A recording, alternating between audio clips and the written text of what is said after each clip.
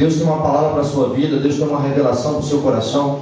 Então que você se desprenda de tudo aquilo que tem te prendido, que você arranque do teu coração toda a tristeza, porque eu tenho certeza, meu irmão, que Deus marcou um encontro com você aqui nessa noite. Deus tem uma vitória para você aqui nessa noite, e que você possa tomar posse dela, sair daqui hoje entendendo que a tua família e a minha pertence ao Senhor Jesus Cristo. Abrindo a Bíblia e lendo a palavra do Senhor, eu queria que você abrisse ela no livro de Josué, aleluia. Essa mensagem está preparada há algum tempo, e ela fala de promessa. E uma das maiores promessas que nós temos não é quando nós ganhamos um carro, uma casa ou um bom emprego. A maior promessa que nós temos não é quando olhamos para a nossa circunstância financeira e vemos a despensa cheia, e vemos a geladeira cheia. Não é quando olhamos para o tanque do nosso carro e vemos ele cheio até a tampa.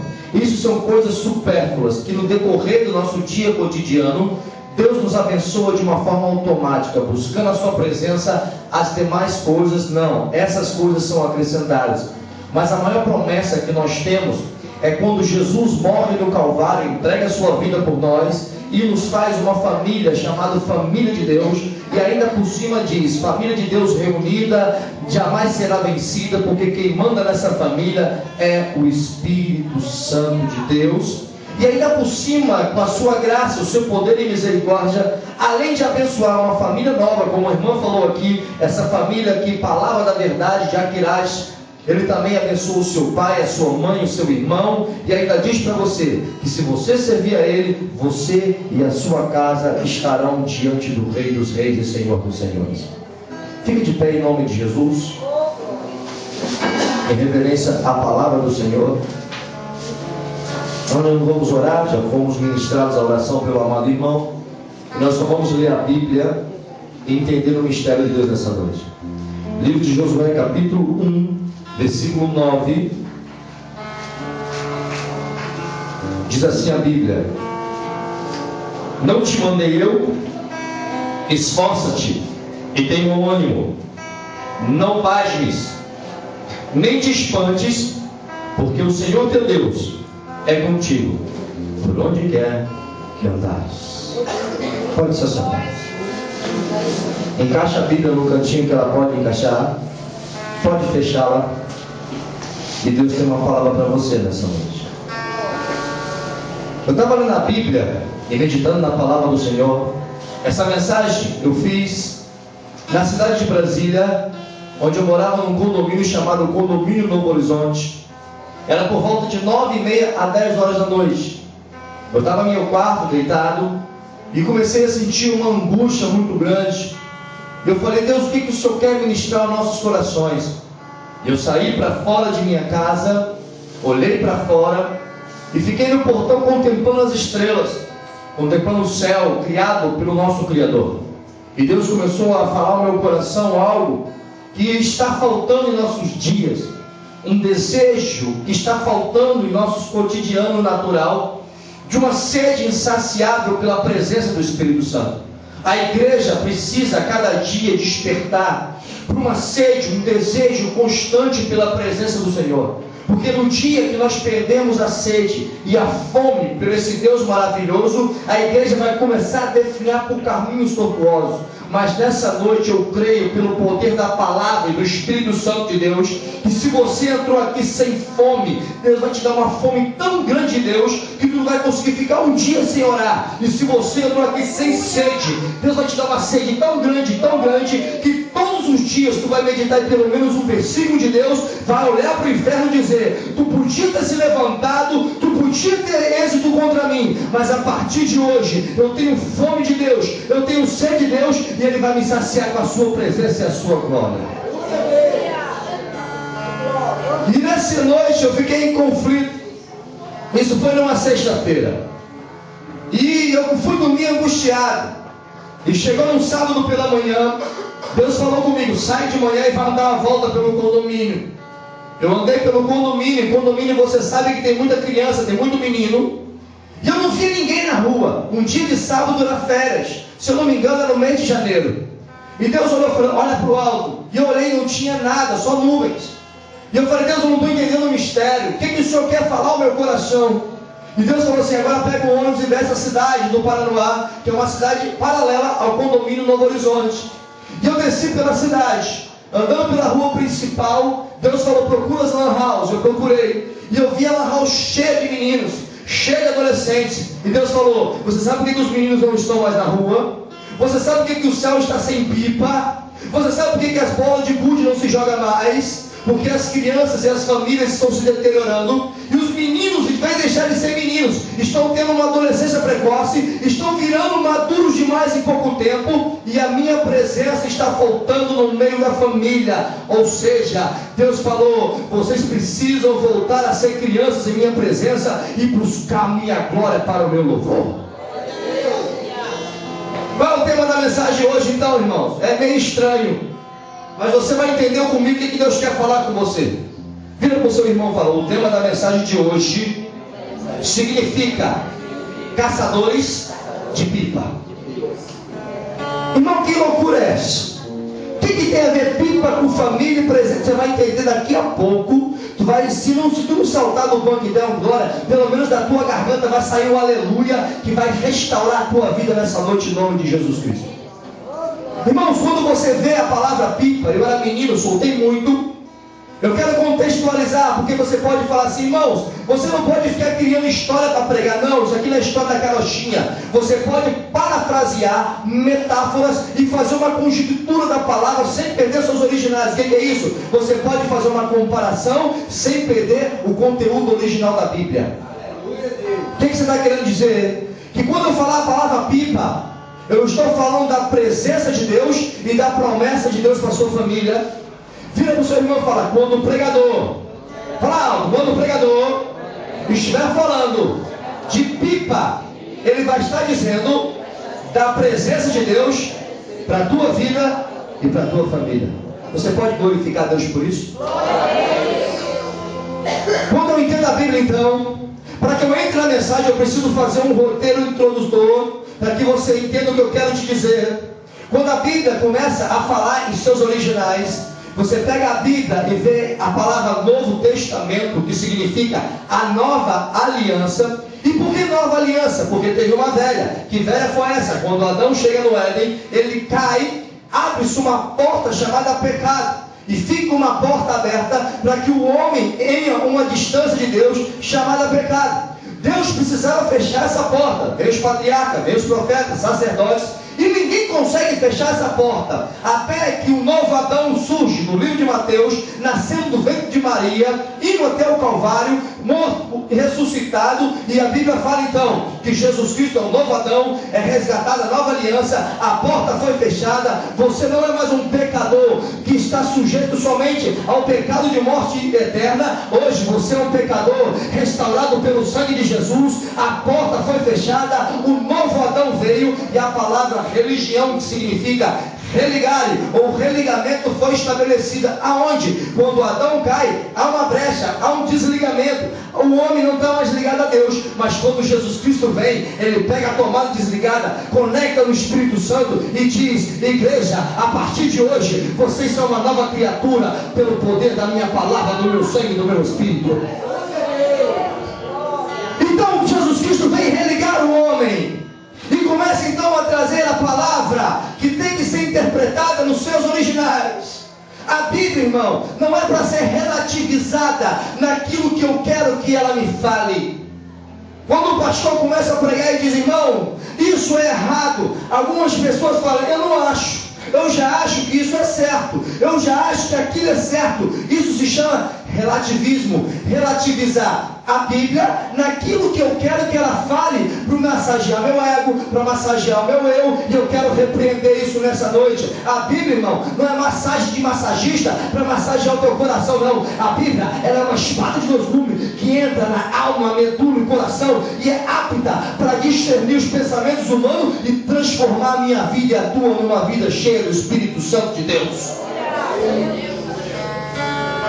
Quando eu falo a palavra promessa, e você vê a palavra promessa no século 21, você só vê as pessoas agregarem promessa a bens financeiros. Se você fala: irmão, Deus tem uma promessa para mim de quê? De comprar minha casa. Deus tem uma promessa minha de comprar o meu carro. E algumas pessoas estão extrapolando tanto quando se fala de promessa, que estão esquecendo que promessa, irmão, é um presente extra de Deus.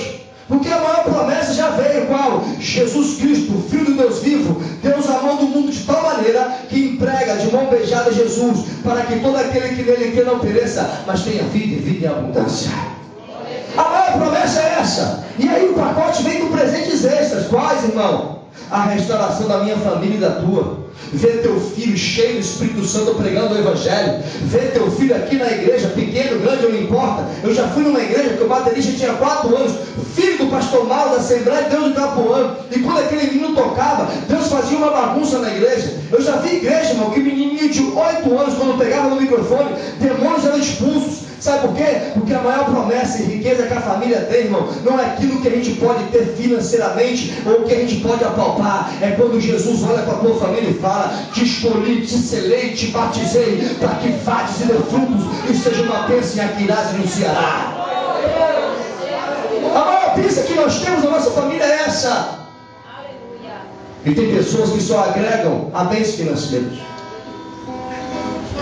E para começar a entrar na mensagem, o primeiro ponto dela é que quem já conhece pipa sabe do que eu estou falando. Para se construir uma pipa precisa seguir algumas regras. Quando eu era pequeno, eu corria para o meio do mato, menino, com o cabelo sai lá para cima, com a calça lá embaixo, com um pigão de fora desse tamanho. Eu e um monte de menino corria pelo meio do mato do Rio de Janeiro, da cidade de Campo Grande, caçando bambu para fazer a pipa, e caía a paleta e começava a roçar e fazia aquele negócio interessante. Só que a pipa tem um segredo. A medida dela, se você deixar ela fora de medida, ela começa a andar para um lado e para o outro. Lá em São Paulo fala estar penso, no Rio de Janeiro é dando de lado. Aqui eu não sei, porque eu não conheço a linguagem. E aí eu já quero entrar comigo e você, irmão. Tem muito crente na igreja dando de lado. Tem muito crente na igreja indo para um lado. Por quê? Porque está fora da medida da palavra. A tua vida só vai dar certo, meu amigo, quando tu começar a viver o Evangelho de Jesus, entrar no eixo, entrar na forma. Porque Deus quer restaurar a tua vida, a tua família, para a glória do Senhor. Tem normas, tem regras, tem estabelecimentos que não se quebra. Qual? Orar, ler a Bíblia, jejuar, buscar Deus. Irmão, mas eu estou sem força. Eu também estou, irmão. Você pensa que só você que não tem força? Tem dia que a gente acorda mais desviado que não sei o que, mas tem dia que a gente acorda dando glória a Deus, aleluia, queimando tudo quanto é capeta, porque nós somos humanos. Já viu uma coisa? O humano, ele fica lá no hospital e o negócio fica para cima, para baixo, para cima, para baixo. Isso é sinal que ele está vivo, porque no momento que ficar reto, ele está morto. O que quer dizer? Nós somos de altos e baixos. Hoje nós estamos aqui, amanhã nós queremos estar lá. E Deus quer dizer uma coisa para mim e para você: não olhe para o teu problema, não olhe para o teu defeito, não olhe para o teu pecado, olhe para a cruz, para a perfeição de Cristo, que tem poder de fazer de você um instrumento na mão do Deus vivo de Israel. Glória a Jesus. Não pode mais forte, irmão, mais forte. Tem que estar na medida de Deus, tem que estar na forma de Deus, para que a Bíblia esteja correta, a promessa e a família tem que estar dentro das medidas da palavra do Deus vivo de Israel. Onde você viu isso na Bíblia? Quando Deus chega a um homem chamado Zaqueu, aquele homem fica sabendo que Deus estava na cidade, então ele corre para cima da árvore e vê, e alguns estão dizendo que o sacrifício maior de Zaqueu foi subir na árvore. Que balela! Deus não está atrás de sacrifícios humanos para te abençoar. Deus está atrás de um coração cumprido, disposto a se arrepender do pecado, para transformar a tua vida num homem cheio do Espírito Santo. Porque tem gente falando, tem que ser como Zaqueu, sobe na árvore. O que adianta subir na árvore e eu não querer largar aquilo que me está me prendendo com o mundo? O maior encontro de Jesus com Zaqueu, Jesus não falou para ele: te vi em cima da árvore, que bênção. Não! Foi quando ele chega para Jesus e fala: Jesus, eu sou pecador, comedor de feijão com baiano de dois, como diz aqui no Ceará.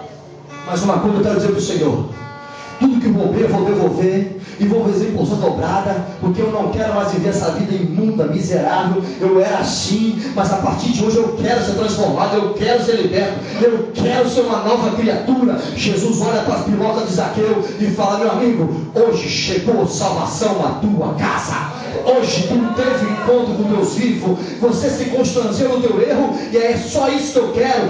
Você não tem poder de segurar, você não tem poder de se restaurar, você é humano, mas quando o humano chega até o Deus divino e confessa o seu erro, o Deus divino transforma o humano cheio da potência, da glória do Deus vivo de Israel. A segunda coisa interessante de uma pipa é que quando é para colocar lá em cima, irmão, tem dia que está fácil, tem dia que você puxa e o vento já... Mas tem dia que não tem vento nenhum. E quando eu era menino, era engraçado. O menino pegava a pipa, levava lá embaixo, eu pegava na linha e saia correndo desesperado. Aí ela subia e descia. E os caras falando: esse é besta, bobo, ele está sem vento, não tem como subir, não tem como chegar lá. Mas quando a gente se esforçava, sempre tem uma corrente de vento lá em cima, pronta para levar a tua pipa lá no alto, para que todos vejam o que Deus fez na tua vida. O que Deus quer falar comigo, com você, meu irmão? Meu irmão, pode estar o vento parado, as finanças, a família, teu marido, tua esposa, está um negócio terrível. Irmão, o negócio está pegando, está tudo dando errado, está parado, está instável, eu não vejo mais nada, eu não vejo milagre. Fica tranquilo, só faz a tua obrigação, faz aquilo que é ordinário, para Deus fazer coisas extraordinárias na tua vida. O que é ordinário, irmão? Orar. Irmão, orar é coisa ordinária? É. Por quê? Porque eu sou ser humano, eu me ajoelho, um homem ordinário, e começo a clamar. Aí o Deus extraordinário lá do céu olha e começa a abençoar a tua vida. É simples. É só fazer aquilo que é ordinário, para que Deus faça coisas extraordinárias. Aonde você viu isso, irmão? Quando Eliseu chega numa cidade, tinha uma mulher rica, só que faltava uma coisa para ela. O quê? Um filho.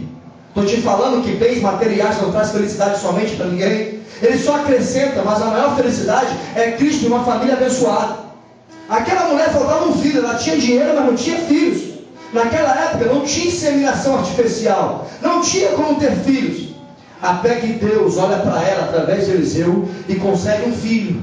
Só que no decorrer da caminhada a criança morre. Repita comigo: a criança morreu. Fala mais alto: a criança morreu. O sonho daquela mulher morreu. Tu imagina uma pessoa que não estava esperando uma bênção, recebe, e daqui a alguns anos essa bênção morre. Quem é pai sabe que é difícil. O menino morreu, deu uma dor de cabeça, uma enxaqueca fulminante. E quando aquela mulher olha aquele menino morto, ela fecha a porta do quarto, bota o menino na cama de Eliseu e sai.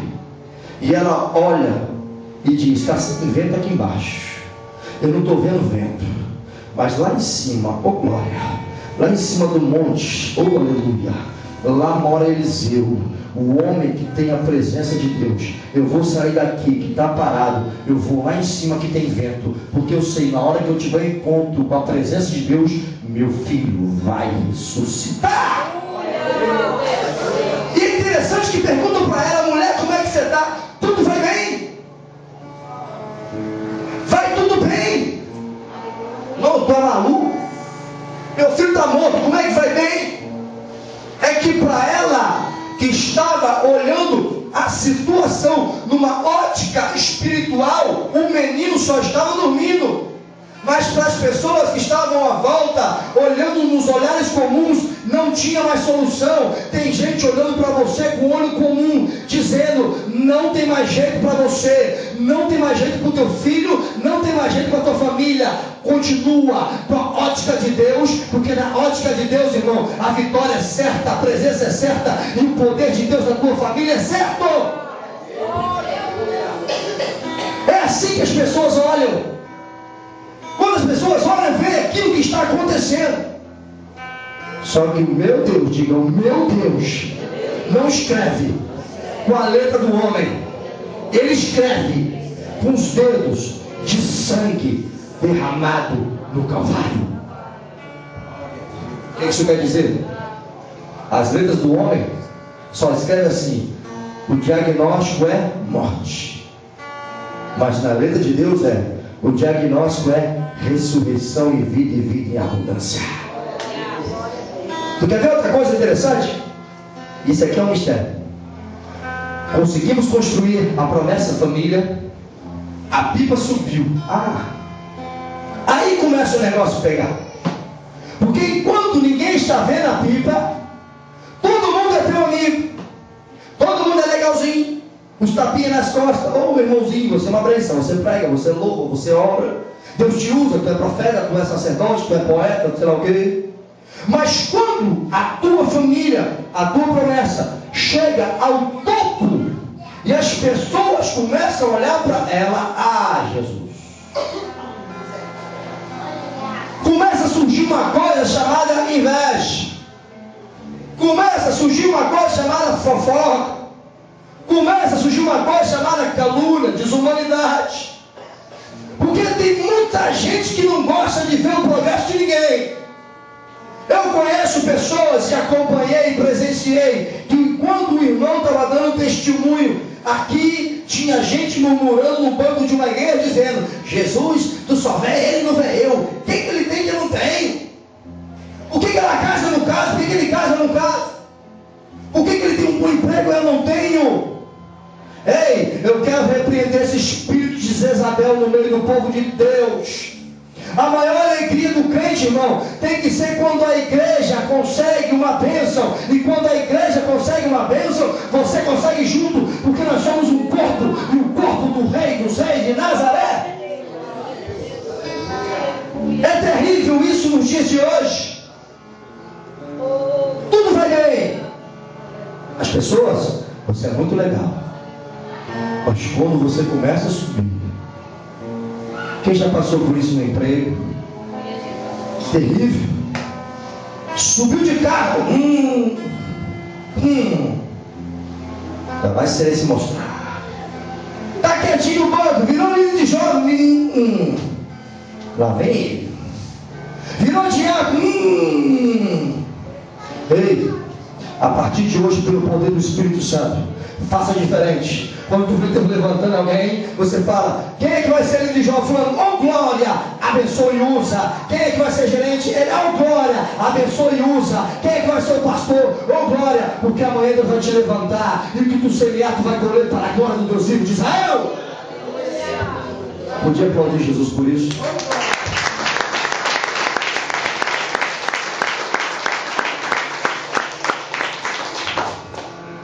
Eu vejo isso quando eu estudei sobre o bambu chinês. O bambu chinês é uma planta interessante, muito grande. Só que tem um mistério nessa planta. Que quando você planta ela, para que ela dê para cima, ela tem que dar para baixo. O que é isso, irmão? Se ela tiver 3 metros de altura, ela vai ter 3 metros de raiz. Se ela tiver 5 metros de altura, ela vai ter 5 metros de raiz. Irmão, o que isso tem a ver com a minha vida? Eu vou te explicar agora. Deus tem promessa para a vida de cada família aqui. Diga glória a Deus. Então, quanto maior a promessa, mais fundo Deus vai cavar. Quanto maior o mistério, mais fundo Deus vai frutificar. E fica tranquilo, irmão. De repente você não está vendo fruto nenhum. É porque o bambu está crescendo para baixo, está criando raiz, está criando alicerce, está criando fundamento. Para na hora que ele subir, pode vir o capeta, o cortador, o lavrador, o serralheiro, porque não corta, porque tem raiz, e a raiz é a presença, a glória e o poder do Espírito Santo de Deus. É assim na vida do crente. Quanto mais cresce para baixo, mais cresce para cima. Um prédio não pode ser fundado em um alicerce de uma casa. Quanto maior o ministério que Deus colocou nas tuas mãos, te prepara. Maior vão ser as perseguições, maior vão ser as calúnias, maior vão ser as injúrias, Mas fica tranquilo, quanto maior vier a luta, maior vai ser a vitória, maior vai ser o anjo que te guarda, maior vai ser o poder de Deus, maior vão ser as pessoas que vão orar por você, maior vão ser os amigos, as pessoas que vão clamar pelo teu ministério. Eu falo isso com experiência própria. Por onde nós passamos, Deus tem dado a graça de fazermos muito mais amigos do que inimigos. Eu não me lembro de ter inimigo, eu não, mas eu me lembro de ter muitas pessoas que já nos abraçaram e disseram: irmão, todas as coisas cooperam, se eu estando bem ou estando mal, eu estou contigo em oração para a glória do Deus vivo de Israel. E a última coisa interessante, isso aqui é muito profundo. Depois que subiu, vão querer te cortar. Ninguém gosta de ver uma pipa no alto, tem que cortar. Corta lá, passa o cerol, como diz lá no Rio de Janeiro. Cortou. E como é que a gente fica? Só com a linha na mão. Triste. Minha pipa, Jesus. Eu cantava, Jesus. Eu pregava. Eu já evangelizei na tua casa. E aquilo você tem que cortar. Aqui não. Eu não tenho mais nem pipa, Jesus. Não é essa atitude que Deus tem para a gente. Qual a atitude que eu tenho que ter de uma criança? E agora você vai entender um mistério. Alguém já viu uma criança perder as esperanças? Não. Ela chora, na hora chora. Ela briga. Mas sabe o que ela faz? Ela vai dormir. E ela vai dormir sonhando com a pipa. Olha, me cortaram hoje, mas amanhã eu vou atrás de outra. Amanhã eu vou pegar uma. Ela vai para o cantinho de casa, acorda de manhã cedinho, eu acordava 8 horas da manhã, tomava aquele café com aquela creme crack, minha rodinha. O café era tão ralo, irmão, já no meu fundo do copo, igual o pastor Edivaldo Florentino gosta de tomar, bem ralinho. E nós tomávamos o café, botava a bermudinha, com a cara toda salpicada de sol, pega o bambu aí, e ficava sentado no portão. Cadê as pipas? Esperando vir a pipa. Irmão, a pipa voava lá no fim do Judas, e já ia um monte de menina atrás, e não pegava, voltava no mesmo cantinho sentado. Cadê a pipa? Vai vir outra, não foi aquela é dele, a outra é minha, a outra é minha, a outra é minha. Ou assim tem que ser você. Acorde pela manhã e diga: me cortaram hoje, mas amanhã eu vou voltar a frutificar. Deus tem uma obra no meu marido, na minha esposa, no meu filho, nem minha família. Vamos desviar. Satanás, tu venceu uma batalha, mas a guerra pertence ao Senhor Jeová Sabaoth, que significa o Senhor da guerra. Aplausos, lá está a criança esperando, brigando com um monte de gente, não quer ser minha. Só que naquele dia não pegou nada. E volta para casa. Amanhã eu pego. Amanhã eu pego.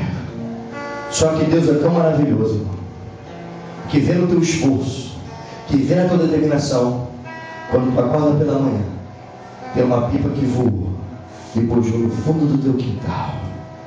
Se sem esperar você olha: nossa, que pipa linda. Isso quer dizer a graça do Deus vivo de Israel. Muitas das vezes Deus nos abençoa quando nós nem esperamos. Deus abre as portas quando menos imaginamos. E a maior alegria, irmão, que na hora que Deus te honrar, Ele vai te honrar na frente de todo mundo que te pisou. Não é para você botar o dedo na cara e dizer que você é bom, não. É para dizer que o Deus que tu serve é fiel e justo para cumprir tudo aquilo que prometeu para você e para a sua família. Então, onde você vê isso na Bíblia, irmão? Tirar uma sequência aqui. Diz a Bíblia que Jesus passa por Jerusalém. Um cego chamado Bartimeu pega a capa, arranca. E naquela época tinha que se pagar um imposto para te pedir esmola. E aquela capa, irmão, significa que ele só tinha aquela roupa. Ou seja, praticamente nu ele ficou, passando uma vergonha terrível para se encontrar com Deus. Ele joga a capa fora, sem saber para onde está indo, não estava vendo nada. Ele só olhou e falou: eu quero a minha pipa. Jesus é a presença, é a promessa. Jesus, filho de Davi, eu não sei onde tu está, mas tu está aqui, tem compaixão de mim. Jesus olha para ele e fala: homem, vem cá, tu vai ver hoje, eu vou restituir a tua casa para a glória do Senhor. Diz a Bíblia então que Jesus entra numa casa para pregar, estava tão cheio, irmão, tão apertada, que ninguém conseguia entrar, e levaram o aleijado, e passa daqui, não passa, está cheio. Meu Deus, o homem tem que andar, o que a gente vai fazer com esse homem? E um cheio do Espírito Santo olha para o telhado e fala: meu irmão, vamos furar essa telha, é melhor ficar sem telha e cair chuva do que esse homem ficar aleijado. Eles andam por cima do teto, jogam o homem na presença. Jesus olha e fala assim: esses homens são loucos pela minha presença, ser curado para a glória de Deus Pai de Israel. Quando passa pelo templo, tinha um homem deitado há muito tempo pelo templo de Formosa. Paulo e Pedro passam andando e vê aquele homem, olha para ele, Pedro diz: homem, o que tu quer? Eu quero esmola, eu quero dinheiro. Ele: rapaz, deixa de ser pequeno, pensar pequeno, você é homem que está pedindo esmola, comendo espiga, comendo resto. Levanta e anda, Deus tem obra na tua vida, Deus tem promessa para você, e sai por aí com a sua cama na mão, dizendo que só o Senhor é Deus, porque tu teve um encontro com o Deus vivo de Israel. Deus passa mais um pouquinho, vê um monte de gente brincando, que confusão é essa? Ele começa a escrever e começa a anotar alguma coisa no céu e no chão. Aí o homem olha para ele e fala: ei, bonzão, ei, você que diz que é o cara, olha para mim, quem que foi? Essa mulher pecou em adultério, eu quero ver como é que tu vai se sair. Jesus olha para ele e fala: se ele dissesse que a mulher tinha que ser absorvida, ele estava indo contra a lei de Moisés. E se ele dissesse que a mulher tinha que ser condenada, ele estava contra a lei que ele mesmo pregou de amor. Então ele olha com sabedoria e diz: vocês pensam que eu sou besta? Vocês são humanos, eu sou sobrenatural. Quem não tem pecado, atira a primeira pedra. E ninguém conseguiu fazer, porque só Deus pode julgar o ser humano. Passando mais um pouquinho, para finalizar, Jesus entra no cemitério, o homem comia defunto, o homem ninguém segurava, era pancada em um, pancada em outro, pancada comia, endemoniado, mais de 12.000 capetas dentro dele, cheio de capeta, gabiroto, ninguém passava perto, até o dia que o Deus vivo olhou para ele, e ele olha para Jesus de longe, e já diz: homem, o que temos com você, Jesus de Nazareno? Jesus fala: sai daí agora, porque esse homem era cavalo de Satanás, hoje ele vai passar a ser ovelha.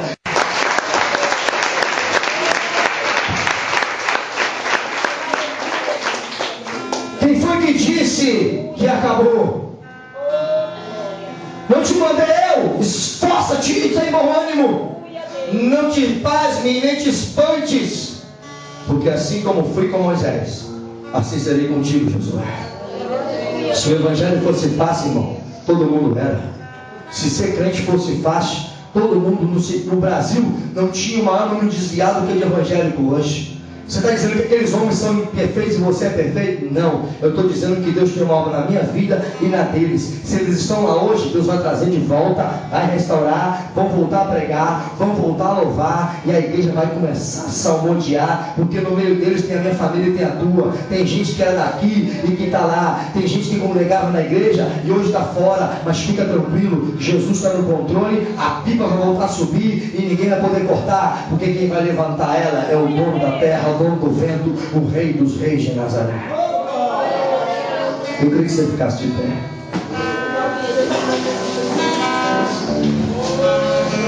Deus é o dono da história. Quem dita as regras é o Espírito Santo. Quem manda é Jesus. Nós estávamos num congresso em Brasília, chamado Conjugando, um dos maiores congressos de avivamento de jovens do Distrito Federal, liderado pelo pastor Samir, um grande homem de Deus que eu respeito como meu pai. E um dia, um pregador estava ministrando, e uma coisa interessante aconteceu. Jovens ficaram possessos por volta de meia-noite. E quando o pastor chamou o grupo de acompanhamento, eu fazia parte deles. Era mais uma multidão que ajudava. Varão, vamos lá, que tem demônios no quarto. Como era um quarto feminino, as mulheres se vestiram e nós entramos para orar, porque tudo tem que ser com ordem e decência. Mas uma coisa interessante aconteceu. Uma coisa sobrenatural aconteceu. Você vai entender onde eu quero chegar. Uma menina, por causa de uma palavra de uma outra pessoa, ficou endemoniada. Correu do quarto e tentou pular da janela de 2 andares. Quem pegou ela pelo pé foi minha esposa. Agora tu imagina tu segurar uma mulher endemoniada pelo pé. Ela se debatendo desesperadamente. A minha pastora foi lá e acompanhou e puxou. E quando aquela mulher voltou para cá, um grupo de mulheres começaram a ficar endemoniadas. Irmãos, mais de 150 meninas ficaram possessas. Tinha um quarto que tinham 15 meninas, todas estavam endemoniadas. Quando a gente entrou pelo corredor, a gente não sabia nem para onde ia. Falei, meu Deus, o que está acontecendo? Era um monte de mulher capetada, e não tinha nem tempo de expulsar em nome de Jesus. Era sai, sai, sai, que era muito capeta. E o que você quer dizer com isso? Eu não sou o dono do exorcismo, eu não sou o dono de nada, falho, errante. Mas naquele dia, irmão, Deus usou a boca do pastor Samir, a minha e de mais 5 irmãos e 6 irmãs, e ficamos de meia-noite até as 5 horas da manhã. Todos foram libertos, curados e restaurados. E uma das meninas hoje é líder de missões da minha igreja, de um grupo abençoado, e é cheia do Espírito Santo, casada com filho, porque Deus apostou na vida dela e disse: ela não é qualquer uma, ela é uma ungida do Deus vivo de Israel. Não pense que teu marido, teu filho endemoniado, ele é um Zé Ruela ou Zé Ninguém, não. Ele é uma pessoa que Jesus ama. Jesus aposta nele. E se da tua boca não vir a palavra de vitória, de quem que vai vir? E Deus te convida para entrar nessa guerra hoje. Fecha os corredores em oração em nome de Jesus Cristo. Fecha aí. Pega na mão do seu filho e fecha os corredores.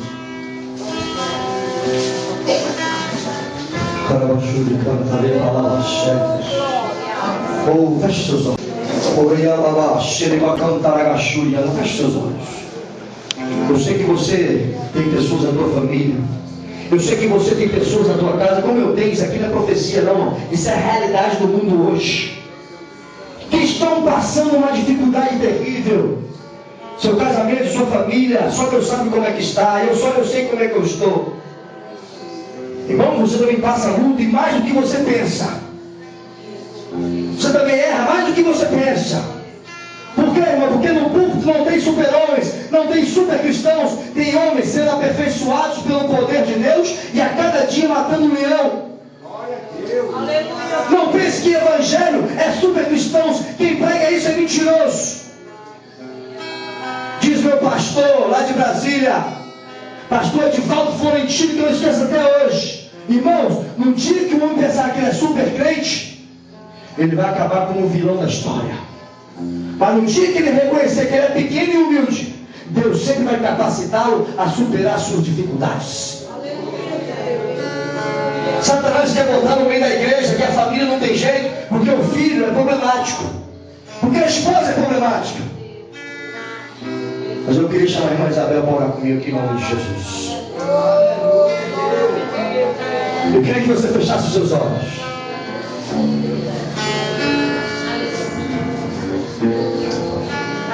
Soberano e eterno Pai, é diante de Ti, Senhor, que nós nos colocamos nesta hora. Papai querido, a Tua palavra foi pregada. E hoje aqui, Senhor, o culto intitulado, Senhor, pela família. Grande e poderoso de Israel. Papai querido, e o Senhor conhece a necessidade de cada família nesta noite. Olha, Deus, nós cremos que Tu és o Deus que resgata. Nós cremos que Tu és o Deus que liberta, que transforma, meu Senhor. Olha, Pai, nesta noite que o Senhor possa ir de encontro a todo lar, Senhor, que está sendo destruído, a toda palavra contrária à Tua palavra nesta noite. Deus poderoso, Deus santo, nos coloca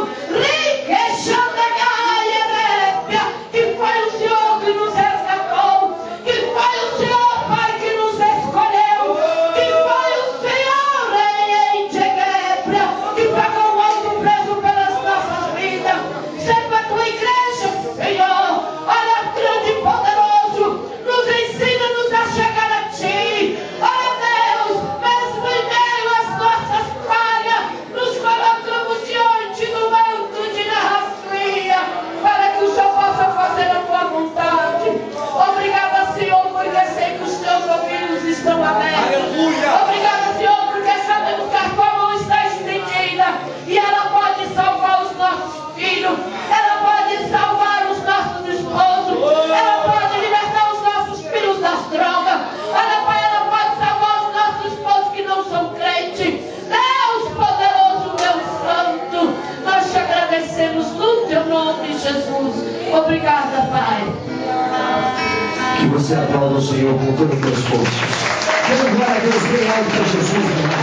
Glória a Deus! Aleluia! Continua aplaudindo, aplaudindo. Glória, glória, glória!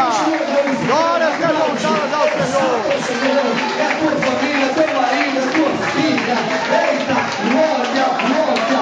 Oh, xará, cantar.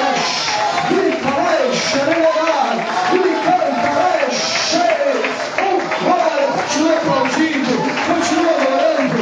É o governo de Deus que salva a tua casa, que salva o teu casamento, a tua família. É o Deus vivo de Israel. Oh, glória,